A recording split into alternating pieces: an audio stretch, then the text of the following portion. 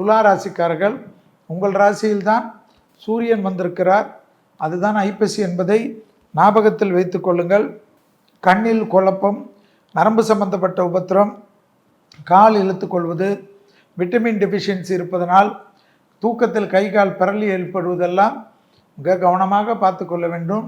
உடற்பயிற்சி செய்யாத துலா ராசிக்காரர்கள் மன வருத்தத்துக்கு ஆட்படுவார்கள். அனுமன் வழிபாடு சகல விதத்தில் ஏற்றத்தையும் நம்பிக்கையும் ஏற்படுத்தி கொடுக்கும். அனுமன் சாலிசா வாழ்க்கையை மாற்றி கொடுக்கும். மேலதிகாரிகள் விஷயத்தில் கோபதாபம் வேண்டாம், விட்டு கொடுத்து போய்விடுங்கள். துணை அல்லது துணைவியாருடன் மனமிட்டு பேசுங்கள். அவர்கள் கேலி கிண்டல் செய்தாலும் அதை தாங்கிக் கொள்ளுங்கள். யோசித்து கொண்டே இருக்காதீர்கள்.